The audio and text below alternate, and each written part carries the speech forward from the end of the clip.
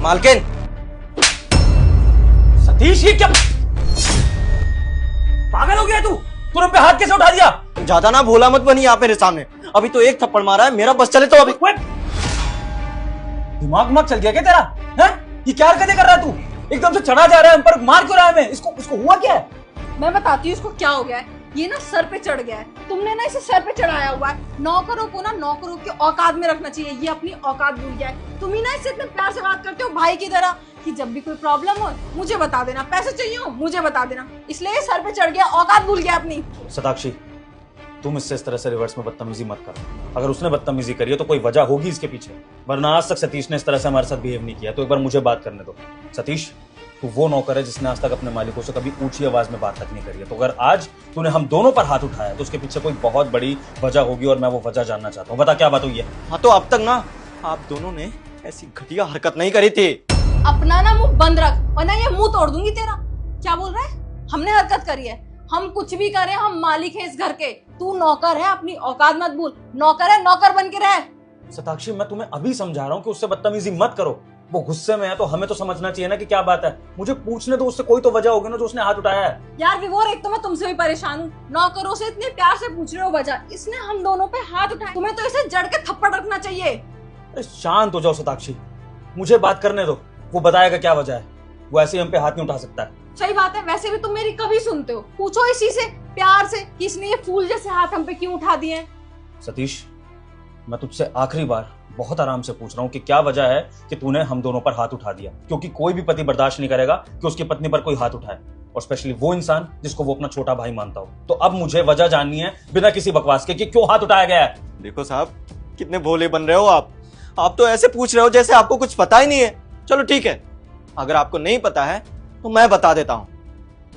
कुछ दिन पहले इनसे पैसे मांगने आया था मैं। मेम साहब हमारी मदद कर दीजिए, बड़ी मेहरबानी होगी आपकी। कैसी मदद? मेम साहब, हमको ना 20,000 रुपए की जरूरत है, दे दीजिए। हमारी मम्मी की तबीयत खराब है, हॉस्पिटल में है। 20,000 रुपए? हाँ, और तेरी माँ की तबीयत खराब है। तेरे रोज रोज नए नए बहाने आते रहते हैं ना। जब देखो जब पैसे मांगने आ जाता है, तुझे क्या लगता है पैसे पेड़ पे उगते हैं? नहीं मैम साहब, हम कोई झूठ नहीं बोल रहे, हम सच कह रहे हैं। हमारी मम्मी की तबीयत खराब है और इलाज में पैसों की जरूरत है। 20,000 रुपए कम पड़ रहे हैं, आप हमको दे दीजिए, हम पाई आपका चुका देंगे। अरे रहने दे यार, आजकल ना तेरे बहाने बढ़ते ही जा रहे हैं पैसे लेने के। कभी माँ की तबीयत खराब है, कभी बीवी की तबीयत खराब है, कभी भाई की तबीयत खराब है, कभी कुछ। कोई नया बहाना नहीं मिला तुझे? कितनी बेरहम है आप। हम कह रहे हैं हमारी माँ की तबीयत खराब है और इलाज के बिना उनकी जान नहीं बचेगी, और आप हमको ये सब सुना रही हैं। ठीक है, तो गलती तो आप लोग भी करते हैं ना, जो लेट से हमारा सैलरी देते हैं। क्या वो गलती नहीं है? हम तो कभी नहीं बोले। बस ये जो रोना धोना है ना मेरे सामने मत कर। और मैं कैसे मान लूं कि तेरी माँ की तबीयत खराब है? क्या पता तू झूठ बोल रहा हो। और वैसे भी अच्छे से जानती हूँ तुम जैसे गरीबों को। तुम जैसे गरीब ना पैसे लेने के लिए कुछ भी कर सकते हो, अपने माँ को भी मार सकते हो। अच्छा, तो हम कह रहे हैं हमारी माँ की तबीयत खराब है, आपको हमारी बातों पर भरोसा नहीं हो रहा है, आपको सबूत चाहिए। क्या ला के दें आपको सबूत? अबे जा अपना काम कर, मेरे पास कोई फालतू के पैसे नहीं है। पेड़ में नहीं उग रहे पैसे कि पेड़ झाड़ दो और पैसे गिर गए। चल अपना काम कर, और काम नहीं करना है तो जॉब छोड़ सकता है। सब देखिए। अबे जा।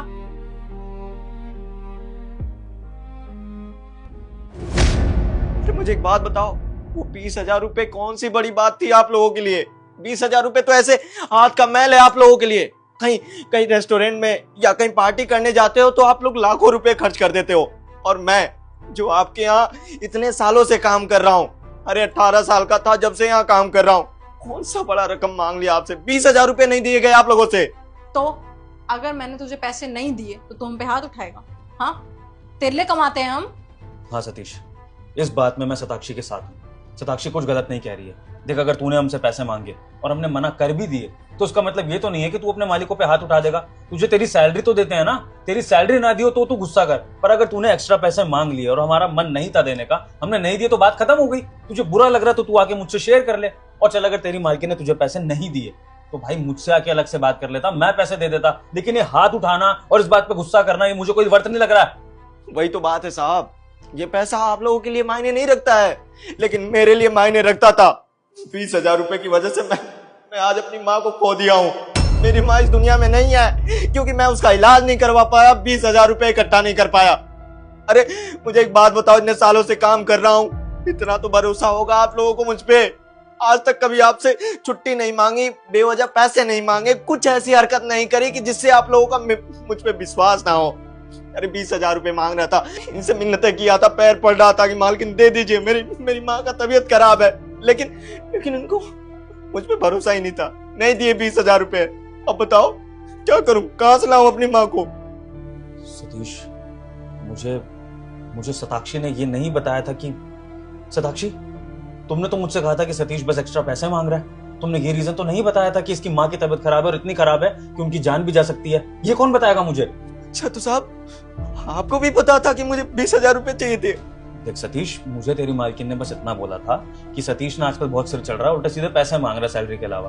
तो मैंने कहा ठीक है, अगर तुम्हें नहीं सही लगता तो मत दो, मैं बात कर लूंगा सतीश से। लेकिन मुझे कसम से नहीं पता था भाई कि तेरी माँ की इतनी तबीयत खराब है, और अगर बात माँ की थी तो मैं खुद तेरे को पैसे निकाल के देता और जितने तू मांगता उतने देता। ये सताक्षी की गलती, इसने मुझे नहीं बताया। मेरे भाई मुझे माफ कर दे, मुझे नहीं पता था कि हमारे पैसे ना देने की वजह से तेरा इतना बड़ा नुकसान हो जाएगा। नहीं साहब, ये मेरे सामने ना ड्रामा मत करो। ये हाथ जोड़ के माफी मांगने की कोई जरूरत नहीं है। माफी मांगना चाहते हो कि मैं आपको माफ कर दूं ना? ठीक है, एक काम करो, मेरी माँ को ला सकते हो वापस, मेरी माँ को वापस ला दो, मैं आपको माफ कर दूंगा। सतीश, मैं क्या बोलूं, मैं बहुत शर्मिंदा हो रहा हूँ अपनी बीवी की हरकत की वजह से। इसकी सताक्षी खड़ी क्या हो? माफी मांगो सतीश से, क्योंकि तुम्हारी वजह से ये सब कुछ हुआ है। तुमने मुझे नहीं बताई सच्चाई, माफी मांगो उससे। नहीं साहब, ये ड्रामेबाजी मेरे सामने मत करो आप दोनों। मुझे किसी से माफी नहीं चाहिए, मैं जा रहा हूँ यहाँ से। लेकिन जाते जाते आप दोनों ने जो गलती की है ना, उसकी सजा दे के जाऊंगा। और सजा ये है कि आप दोनों को मैं बद्दुआ दे रहा हूँ। जीवन में एक ऐसा पल आएगा ना जिस वक्त आप लाचार और बेबस महसूस करेंगे, लेकिन उस वक्त कोई मदद करने वाला नहीं होगा आपको। चलता हूँ, लेकिन हाँ, जाने से पहले आप दोनों से एक विनती करके जाना चाहता हूँ कि मेरी जगह कोई और आए ना यहाँ पे, तो उसके साथ आप दोनों ऐसे सलूक मत करना जैसे मेरे साथ किया है। चलता हूँ मैं।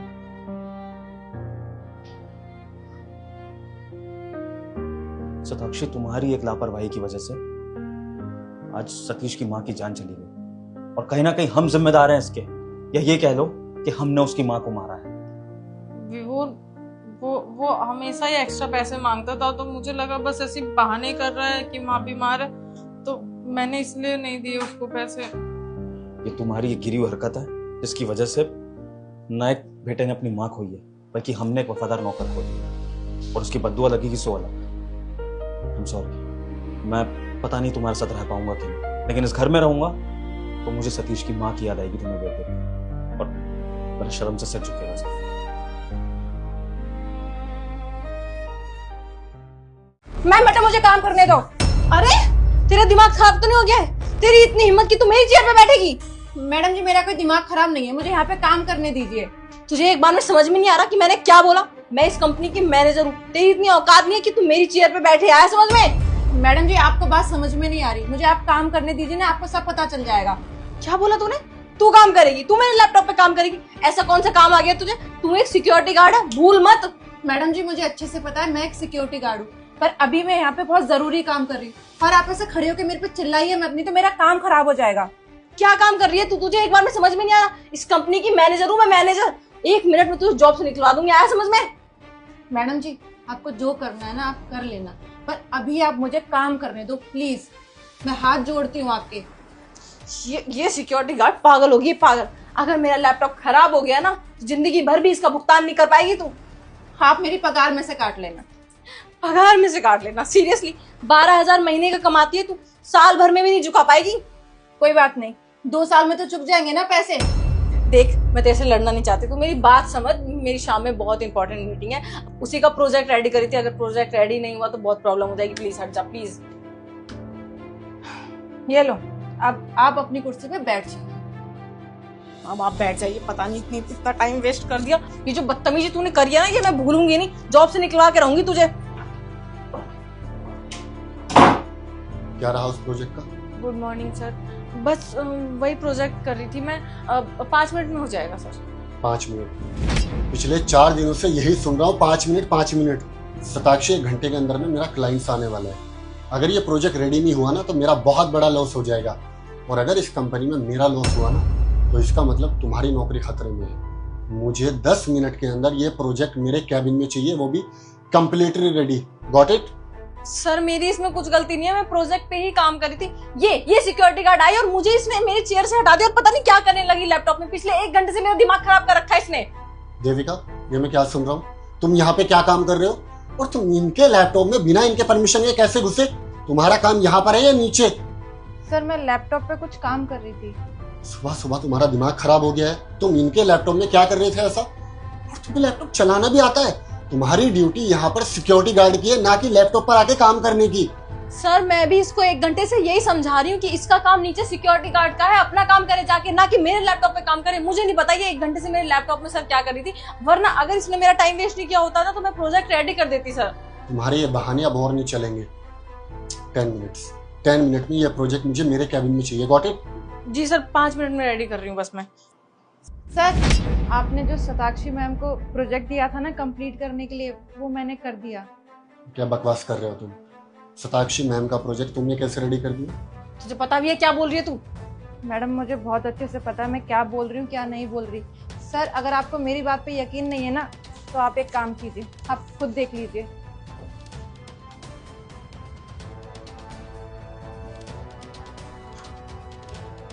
ये प्रोजेक्ट तो एकदम करेक्ट है, जैसा क्लाइंट्स को चाहिए था वैसा ही। ये तुमने शताक्षी?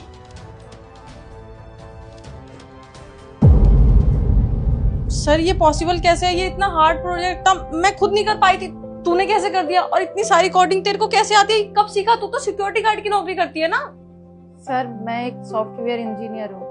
व्हाट? तुम एक सॉफ्टवेयर इंजीनियर हो? How is possible? तुमने कभी मुझे बताया क्यों नहीं? और तुम यहाँ पे सिक्योरिटी गार्ड की नौकरी क्यों कर रहे हो? सर मैं एक गरीब फैमिली से बिलोंग करती हूँ और मेरे पापा ने मुझे पढ़ाने के लिए कई लोगों से कर्जा लिया था। अब जैसे तैसे मुझे एक बहुत बड़ी कंपनी में एज अ सॉफ्टवेयर इंजीनियर की जॉब मिल गई। पैकेज भी बहुत अच्छा था और सब कुछ बढ़िया चल रहा था। अब ऐसा लग रहा था कि सारा कर्जा भी चुक जाएगा और जीवन में कोई परेशानी भी नहीं आएगी। पर सर कहते हैं ना कि बुरा वक्त बताकर नहीं आता।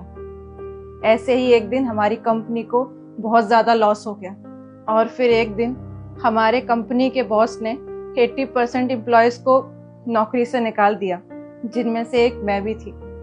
मैंने सोचा ये बात जाके मैं घर पे बता देती हूँ और किसी और कंपनी में अप्लाई करती हूँ। लेकिन सर जैसे ही मैं घर पे गई तब मुझे पता चला कि मेरे पापा की तबीयत बहुत ज़्यादा ख़राब है और उन्हें दवाइयों की बहुत ज़्यादा ज़रूरत है। अगर मैं किसी अच्छी कंपनी के लिए वेट करती तो शायद तब तक बहुत देर हो जाती।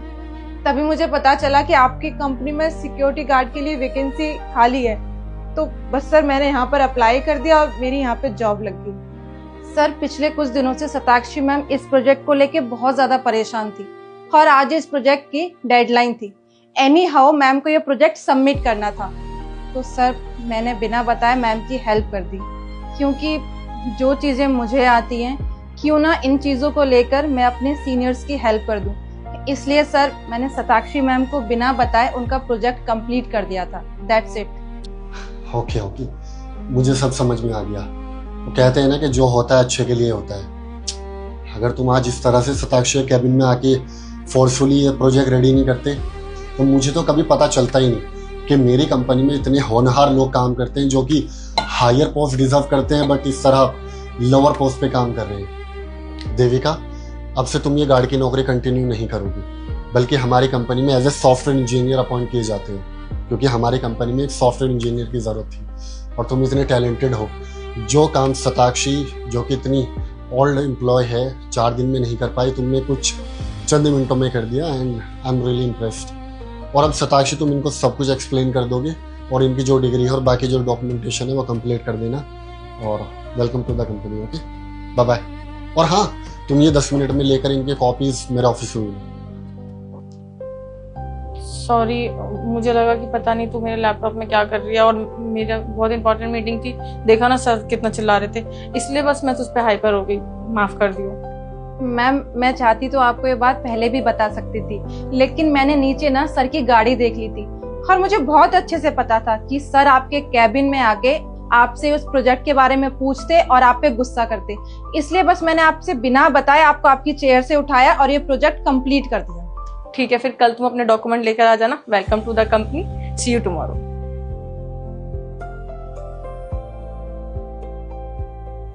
सतीश मेरे दोस्त। सैम मेरे दोस्त, मेरा भाई।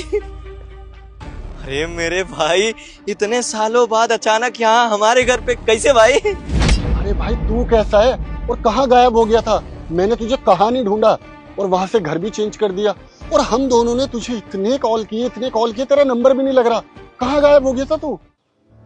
ये लोग कौन है और इतनी बड़ी गाड़ी? ये सतीश जी को कैसे जानते हैं? सैम, ये सतीश है? हाँ। अरे शताक्षी, तुम मुझे नहीं पहचान रही हो? अरे तुम लोगों के साथ कॉलेज में पढ़ता था सतीश, मेरे नोट्स कॉपी करती थी, और आज मुझे पहचान नहीं रही हो? अब पहचानोगे भी कैसे? देखो ना इस पागल ने अपना हुलिया कैसा बनाया हुआ है।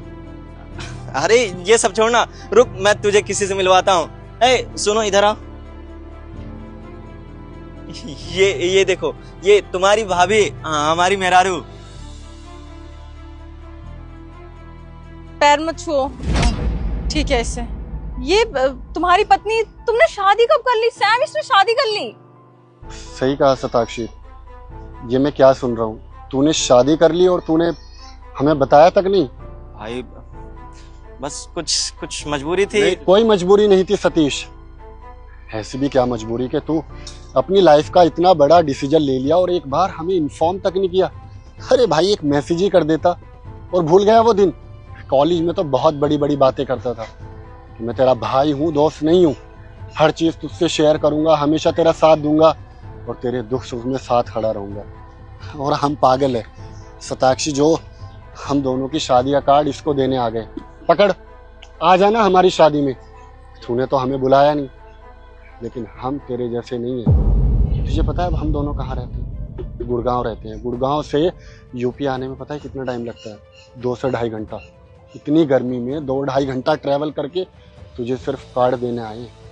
3 सालों में हम अपनी दोस्ती नहीं भूले, और तू शादी करके बैठ गया और एक बार हमें पूछा तक नहीं।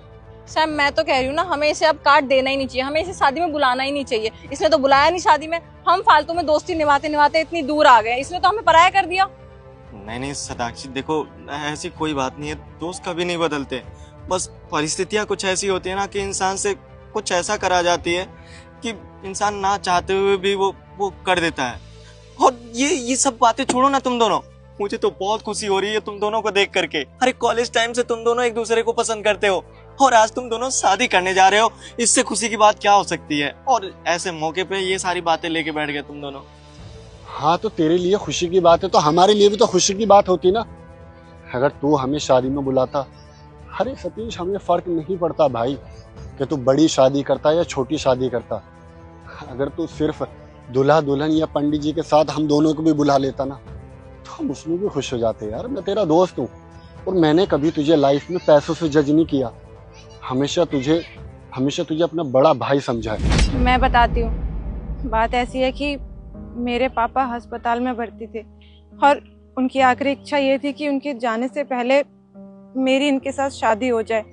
आप तो जानते ही हो ना, हर माँ बाप ये चाहते हैं कि उनकी बच्ची की शादी उनकी आंखों के आगे हो जाए। इस वजह से हमने बहुत जल्दी में शादी की, लेकिन ना ये खुश नहीं थे, इसलिए नहीं कि इनकी शादी हो रही थी, ये इसलिए दुखी थे कि ये आपको और आपको नहीं बुला पाए। इसमें इनकी कोई गलती भी नहीं है। ये बिल्कुल सही कह रही है, बस मैं तुम दोनों को ये सारी बातें बताना नहीं चाहता था। देखो यार, तुम दोनों मेरे दोस्त हो, जिगरी यार हो। अगर मेरा इस दुनिया में इसके अलावा कोई और है जिसे बहुत ज्यादा मानता हूं ना, तो तुम दोनों ने मेरे लिए बहुत किया है। अरे मेरी औकात नहीं थी उस कॉलेज में पढ़ने की, ना किसी से दोस्ती करने की। खैर मुझसे कोई दोस्ती करता भी कहाँ था, गरीब परिवार से जो था मैं। लेकिन तुम दोनों ने कभी गरीबी अमीरी का भेद नहीं किया, हमेशा मुझे अपना दोस्त समझा, तुमने हमेशा मुझे अपना भाई समझा। बस भाई ये मजबूरी थी, इसी वजह से मैं किसी को नहीं बुला पाया और तुम दोनों को भी नहीं बुला पाया। मजबूरी कुछ नहीं होती है, तूने हमसे झूठ बोला है, झूठ। नहीं सताक्षी, इसने कभी हमसे झूठ नहीं बोला। ये पिछले 10 सालों से हमारा दोस्त है। ये बातें छुपा जरूर सकता है लेकिन झूठ नहीं बोल सकता। लेकिन खुशी की बात तो ये है ना कि इसकी शादी भले ही किन्हीं भी परिस्थितियों में हुई हो, हमारा भाई खुश तो है ना। और देखो, भाभी भी भाई के साथ बहुत खुश लग रही है। अब देख यार, तूने तो हमें शादी में बुलाया नहीं, लेकिन अगर तू हमारी शादी में नहीं आया या कोई भी बहाना दिया ना तो मैं तुझे यहीं आके मारूंगा, समझा? अरे नहीं नहीं मेरे भाई, मैं जीवन में गलती एक ही बार करता हूँ, दोबारा नहीं। और तुम्हारी शादी में मैं ना आऊं, ये हो ही नहीं सकता। हम दोनों आएंगे तुम्हारी शादी में। सैम हम चलते हैं। बैठो तो पानी वानी पी के जाना। नहीं नहीं यार, और जगह भी हमें कार्ड देने हैं। आएंगे, शादी के बाद आएंगे। चल ठीक है। चले शताक्षी। हे जी, ये कार्ड तो देखने में बहुत महंगा लग रहा है, जरा खोल के तो देखिए कैसा कार्ड है शादी का। हाँ, एक मिनट। सारे पैसे। देविका, इसको कहते हैं सच्ची दोस्ती। हम तो अपना फर्ज निभाना भूल गए, लेकिन हमारा दोस्त ना अपना फर्ज नहीं भूला। उसे अच्छे से पता था हमारी परिस्थितियों के बारे में, हमारे हालात के बारे में। वो जानता था कि हमारे हालात कैसे हैं, हम उसकी शादी में आ नहीं पाएंगे, अच्छे कपड़े नहीं खरीद पाएंगे। इसलिए ये बिना बताए पैसे रख गया ताकि हम उसकी शादी में सम्मिलित हो सके और हमें कोई अजीब निगाहों से देखे भी नहीं।